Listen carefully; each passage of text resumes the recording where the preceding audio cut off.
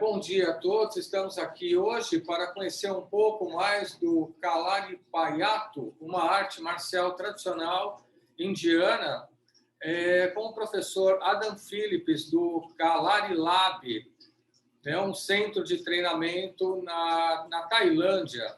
Então, agora eu vou pedir um pouquinho, vou pedir para o professor se apresentar para vocês. Vou falar aqui com o meu amigo que está me ajudando com a tradução. Daniel, pede para ele se apresentar aqui para a gente do Brasil. Claro, com certeza.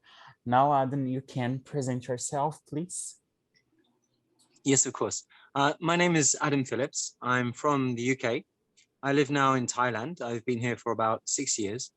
I came here to open up a martial arts school in Kalaripayattu. I've been practicing Kalari since 2000. I started in London with a background in theatre. I was very interested in Kalari for that reason.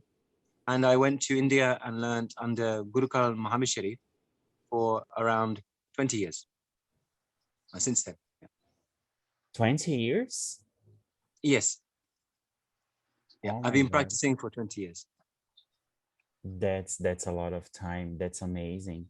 O Adam Phillips seria da Inglaterra, tá? Ele mora há 6 anos na Tailândia e ele pratica arte desde 2000 com o mestre da Índia, ou seja, faz 20 anos que ele pratica essa arte. Ok. Qual o significado da palavra kalaripaiattu? E se é assim que se pronuncia mesmo? What does it mean, the word, the expression, kalaripaiattu, and we are pronouncing it correctly? Yes, I think the pronunciation should be kalaripait. Kalaripait. Fight, a bit like you would say fight. So they don't really pronounce the second, the U at the end. Oh, I see. Okay, and what does that mean? In the Kalari means battleground, and pait means exercise or art or practice or training. And so this is the martial art, and then there is the healing art where they say Kalari Shikitsa, and Shikitsa means treatment or therapy. Shikitsa. Chikitsa. Shikitsa. Okay. And that means? Treatment or therapy. Very well. Carlos, a pronúncia então é kalaripait, tá? A gente pronuncia dessa forma. E significa, kalari significa campo de batalha ou ringue, podemos dizer assim. E pait significa prática, exercício.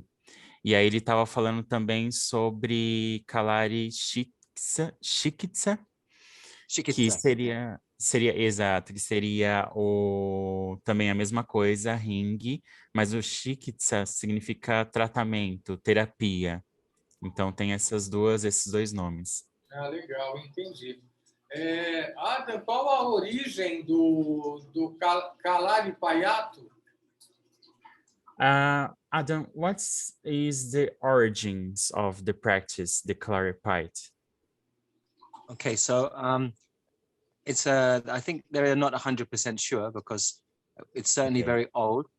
Some would say it dates back 5,000 years. Others would say less, and some would say more. Certainly there is some records that they have. They have a lot written down in palm leaf scriptures. And so what they think happened was it was a kind of bringing together of tribal techniques that were present in the south of India. And it was formed into a martial art in Kerala. And then it was, as time went by, it was worked on and changed. And there was different stages to that. One big moment when they think it became very structured was when the Buddhists became involved in it, actually. So it wasn't always a Hindu art. I see. Ok. Então, Carlos, aqui o que ele explicou para mim foi o seguinte. Ele não tá 100% certo, porque muitas pessoas têm versões diferentes da origem, mas ele disse que aconteceu mais ou menos há 500 anos, que foram técnicas tribais que surgiram no sul da Índia, e aí teve transformações e estágios dessas técnicas tribais, mas começou a ficar mais estruturado como arte marcial, a partir do momento que houve envolvimento do budismo. Ah, entendi. Essa prática tem relação com o conhecimento védico? Is this practice related to the Vedic knowledge? Yeah, absolutely. You find in the, I mean, on the one hand, I'd say yes. On the other hand, I think maybe separate. But what you do have from the Veda is that in the Veda you have Ayurveda, and Ayurveda and Kalari are very closely tied. To my knowledge, there is no mention of Kalari inside the Veda as such. What they do talk about is in the stories is marma attacks. So there was a knowledge inside the Veda written about these marma attacks. But I don't think from actually the Vedas themselves you could study Kalari. You would have to go actually into the more local tradition of South India, of particularly Kerala. Oh, I see. Ok, Carlos, ele disse que pode existir uma relação, mas não 100%, tá? São coisas separadas. Então, caso seja necessário investigar isso mais a fundo, teria que ver com outros lugares no sul da Índia, porque existe uma proximidade, mas não necessariamente elas são relacionadas. Entendi. Assim, na internet a gente vê algumas academias, vamos dizer assim, né, na Índia de kalaripaiattu, e são bem rústicas, tem altar, né, e existe assim muitas, assim, alguns rituais, né? Pergunta para ele qual é a origem disso, se está relacionado à religião hindu. Você diz academias da Índia mesmo? Da Índia, que a gente já vê, né, no YouTube, né, algumas coisas desse gênero, e existem muitos rituais, né, de iniciação, algumas coisas desse gênero. Se são cerimônias hindus, né? É uma curiosidade. Entendi. Ok. Carlos is now asking about some rituals that he came across while searching across the internet. And he's asking if it is related to the Hindu religion. Yes, so what you'll find in Kerala is that Kalari is practiced by Hindus, Muslims, Christians, Buddhists, and in the different Kalari, they will observe slightly the kind of practices of the faith of the master who they have. So if the master of the Kalari is a Hindu, he will often bring in some more ritual of the Hindu kind of way into the Kalari. But my school, for example, was my teacher is Muslim, so we had really almost nothing. We had some very kind of rudimentary prayer. We make 3 prayers at the beginning: one to God, however we perceive that energy of God; one to the lineage of the teaching, the Guru, Guru ka lineage, the Guru Tara. So the first one is the Putra, then Guru Tara, and then the third one, which the name I forget, is for the weapons. And so you have these 3 points that we go to. Now, actually, after some time, my teacher said to us, just go to one in the corner. If you want, you can say in your mind, you can acknowledge these 3 places. But he actually tried to take away some of this ritual. But yes, certainly in some Kalari, they have a lot more. And usually it's the Hindu ones. Yeah. I see, thanks. Ele disse, Carlos, que assim, depende muito da religião do mestre da arte marcial, porque tem praticantes que são hinduístas, são cristãos, muçulmanos e etc. Então, rituais podem acontecer dependendo da religião do mestre e também o quanto ele gosta de incluir, prefere incluir essa religião, essa religiosidade nos treinamentos. Mas ele estava explicando para mim que, por exemplo, onde ele pratica, isso é um pouco mais discreto. Então, as pessoas dizem as suas rezas para eles mesmos, nem sempre tem rituais. Então, depende muito do mestre mesmo do local. Ah, entendi. E assim, quais os benefícios da prática para a saúde, né? Física e mental, assim? O que essa prática pode agregar aqui? Fala que no Brasil ela é muito pouco conhecida. Na verdade, eu nunca ouvi falar de nenhuma escola aqui no Brasil que ensinasse, né?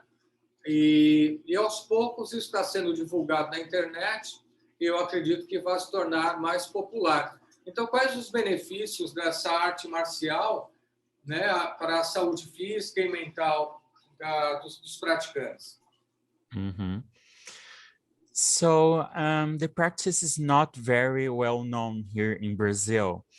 And Carlos is wondering if you could say what are the benefits for mental and physical health? What would you say are the benefits? Okay, so I came to Kalari initially as an actor and dancer. I mentioned that earlier on. And so my interest actually at that stage was for how to make my body more able physically. I was trying to, at age of then 20, sorry. I was already sort of trying to push the boundaries of what my body could do. So I was interested on that level.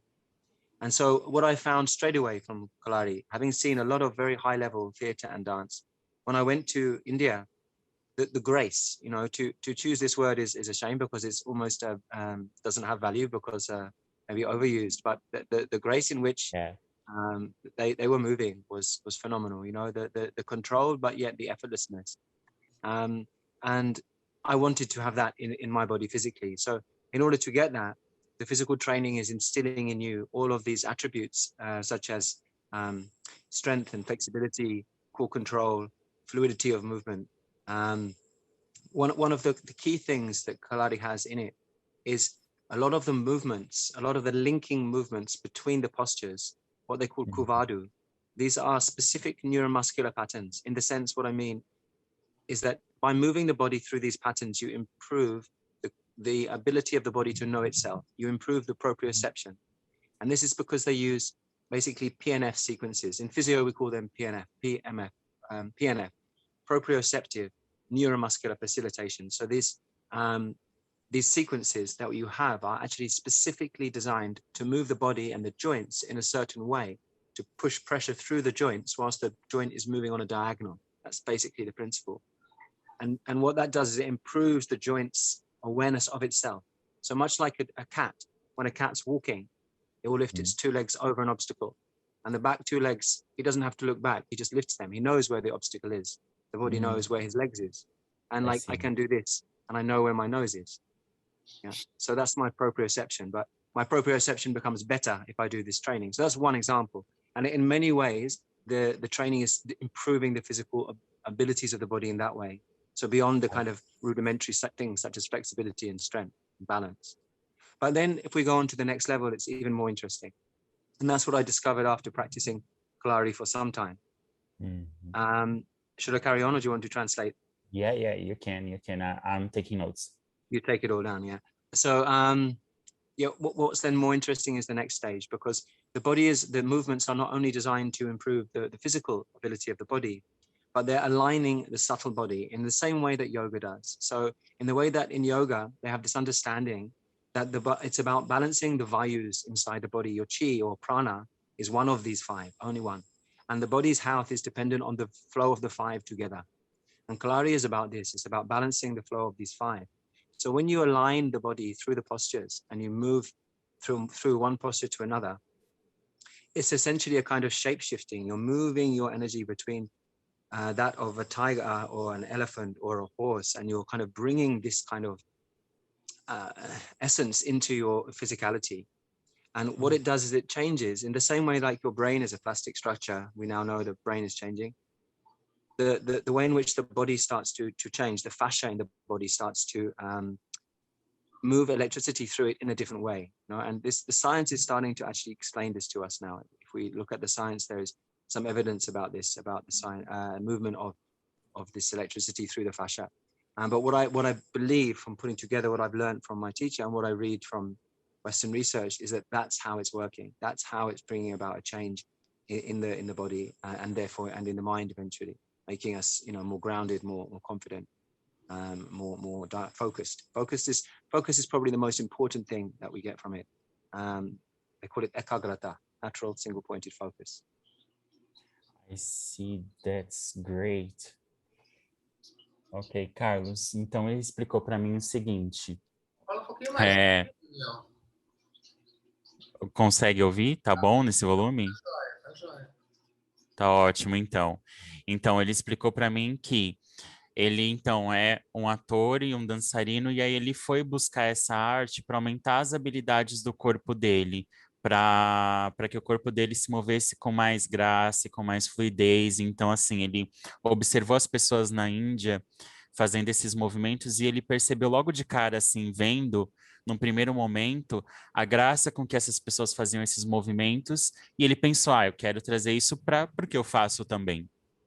Então, ele se interessou por aí. Aí, ele fazendo o treinamento, ele percebeu, então, que esse treinamento físico ele é bastante focado na fluidez dos movimentos, em conectar os movimentos, né? Então, assim, você conecta um movimento, uma postura com a outra, faz essa transição e você constrói isso, essas comunicações dentro do seu cérebro também. Então, é uma coisa que vai conectar o corpo com a mente, vai trazer um autoconhecimento maior.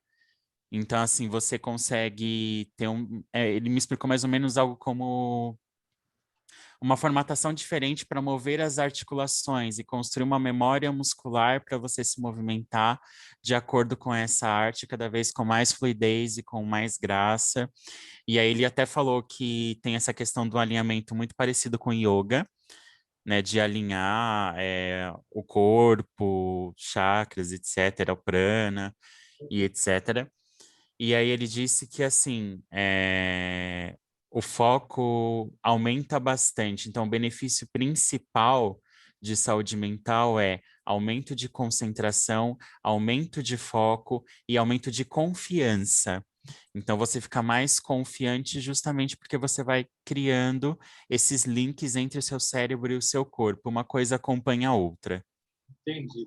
Aqui o Zoom já avisou que a gente só tem 10 minutos aqui, né? Tá. Eu queria pedir para o Adam se ele podia mostrar alguns movimentos dos animais do kalaripaiattu para a gente conhecer. Se dá para ele fazer isso, se não der, não tem problema. Ok. So, Adam, we have only 10 minutes, I guess. Zoom will We can do another one if drop you like. us. Will drop us in 10 minutes. Okay, I see. But Carlos is asking if you can show some movements, some animal Yes, sure. movements from the If I could kalaripaiattu. I just to add one tiny thing, like I didn't think to say, but of course when properly traditionally practiced Kalari, it's done in conjunction with a lot of medicines, internal medicines and external medicines on the body, and these actually improve the ability of the body, what they call the digestion, the agni. So not just the digestion in the gut, but the digestion in the eyes, the digestion in the skin, the ability of the body to interact essentially, with the environment. And this is another big thing. So your internal health, your digestion system, your lymphatic system, all of these bodily systems will also be improved. And I should have said that. But yes, now I will demonstrate something for you. Yeah. Okay, but meanwhile, I'll translate this to Carlos.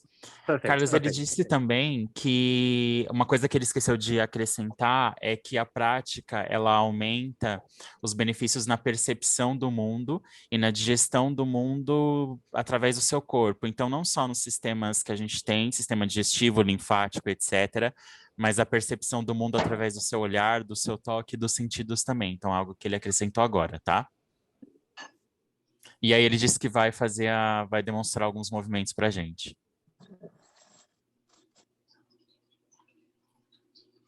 Okay, how is that? The light is a bit unpleasant. Do anything about that. Okay, so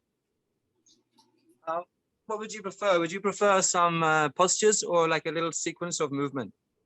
Carlos, você prefere posturas ou uma pequena sequência de movimentos? Para ele ficar à vontade, Daniel, é com ele. Aí ele fica para ele ficar à vontade. Adam, you choose. You can do you. Okay. What you feel Okay. it's gonna be. So I'll show you something quite sort of from one of the prayer forms from Northern style, first of all. And so Uma prática de início, ele está mostrando.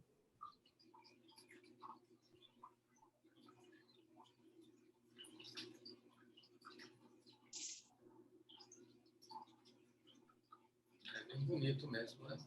Uhum.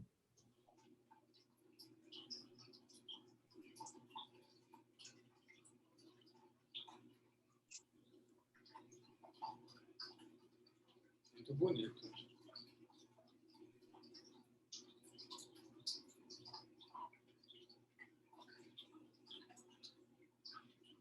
É bem fluido mesmo, né?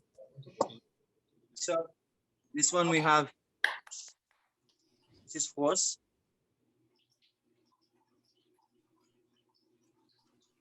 This is elephant. Vai traduzindo para mim, Daniel. Esse é o elefante. O primeiro é o cavalo. This is É. cat. E esse é o gato. Muito bonito. And then we also have, I'll show you something now from one of the longer forms from kalaripaiattu, also of Northern style. Ok. Ok. Ele vai mostrar agora algo de uma forma mais longa, uma parte de uma forma mais longa.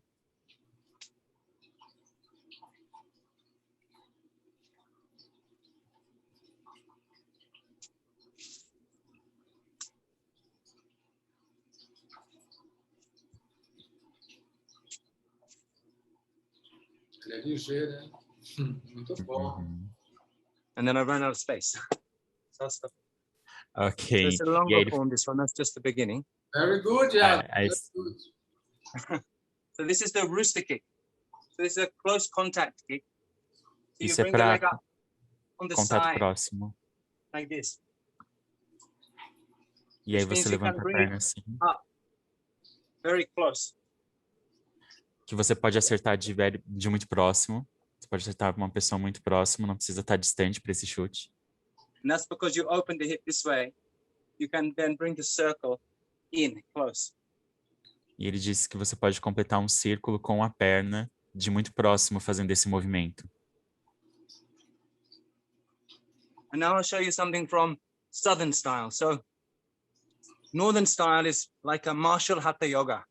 The forms are all designed to condition the body mind to be like a warrior. Daniel, pergunta Ok. para ele se o praticante ele pode criar essas sequências de forma livre ou se isso já é pré-estabelecido.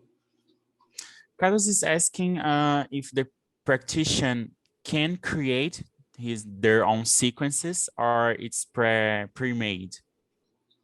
Yes, everything is already pre-made. But once you have Okay. learned all of the sequences, then in the sparring, the teacher will just throw different things at you and see how you react. But the forms I themselves, see. these forms, they are not used in a fighting situation. They are designed to, for example, this part I showed you, the second one, Yeah. is a form from the Arapukai. These are one of the female forms or Shakti forms. So it's to soften the body. And then they have other forms which are more strong and dynamic, like this one. I see. Ele disse que é tudo pré-estabelecido, mas que depois que você conhecer todas as formas, o mestre ele vai colocar situações para você e você vai responder conforme esse pré-estabelecido. E ele estava explicando que essa forma que ele fez foi uma forma mais para aquecer o corpo, uma mais inicial. Sim. E agora ele vai mostrar uma outra. Tá bom. Fala para ele que o Zoom vai cortar a gente já aqui. Se cortar, aí eu não sei. You So then can... You can show us what you were going to show Yes, us. sure. I was going to show you a bit of the male form in contrast, okay? So yeah, the one before, the female one. So I'll just show you a part of it from this part here. Então, a primeira era uma forma feminina e essa é uma forma masculina. Ah, que legal. Nossa, é muito legal isso, hein, meu? Uhum.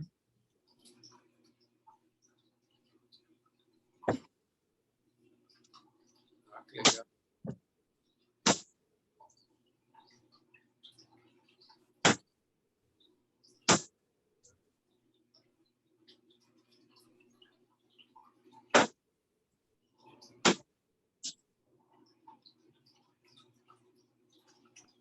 Okay, so I adapted that. So I have no space. Oh, very good. It should be 5 step forward, 5 step back. 1 forward, 1 back. Change legs and then you do it on the other side. But Ele disse que não tem espaço, mas tinha que ser algo que você ia 5 vezes para frente, 5 vezes para trás e não tem como mostrar porque não tem espaço suficiente. Daniel, fala assim que o tempo está acabando aqui. Então, assim, o Dia Internacional da Yoga 2021 agradece muito aí a participação dele, todas as informações que ele deu para a gente.